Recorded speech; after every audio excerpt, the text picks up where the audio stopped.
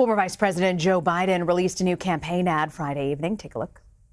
Donald Trump is spending millions in negative TV ads, lying about the one Democrat he doesn't want to face. Now, fearful about his re-election, he's becoming more unhinged. He wants a campaign on his terms. Well, Biden has also addressed the president's attacks with reporters. He suggested it's President Trump who should be under scrutiny. It's not a conflict of interest. There's been no indication of any conflict of interest from Ukraine or anywhere else. Period. I'm not going to respond to that. Let's focus on the problem. Focus on this man, what he's doing, that no president has ever done. No president. CBS News 2020 campaign reporter Bo Erickson joins us now from Los Angeles. So, Bo, what made Joe Biden address this head-on about the president's corruption claims? Well, hi, Rena. I was just thinking how much the race has changed just in 2 weeks since these claims of the president started.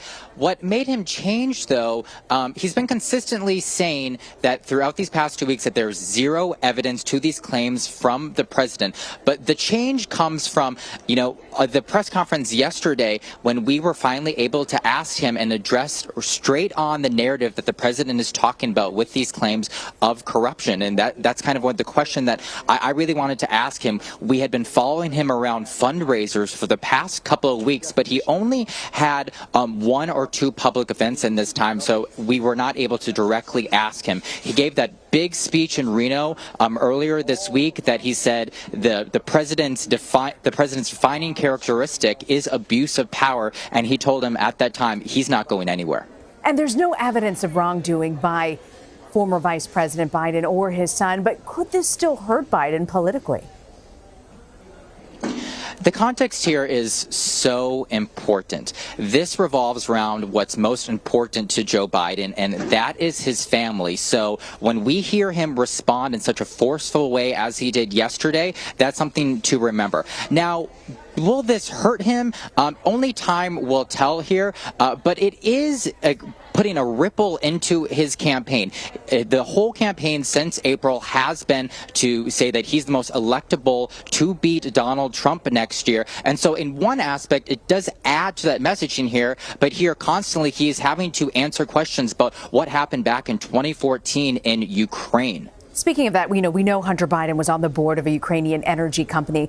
Was that ever a reason of concern for the Obama or Biden administration? So through our reporting here at CBS News, former Obama administration and Biden administration officials said that they were hesitant to really embrace this idea for Hunter to join this Burisma Energy Board. But they said they know how important family is to Joe Biden, so they were hesitant to even address the issue directly with the vice president. So there was privately, they say now, some hesitancy, but outwardly the White House did kind of stand by the decision, or at least did not condemn it outright. And Bo, I want to ask you about fundraising numbers. The third quarter numbers are out. They were released this week, and Joe Biden's camp raised significantly less than it did last quarter, with Elizabeth Warren's numbers surging. Has that been any concern for the Biden campaign? Have they responded?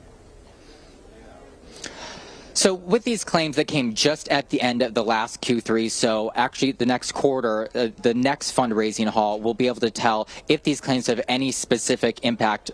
Positive, maybe this will help Joe Biden fundraise. Say Joe Biden is the best candidate to go after Trump. He's even rapping in foreign countries to try to get dirt on him.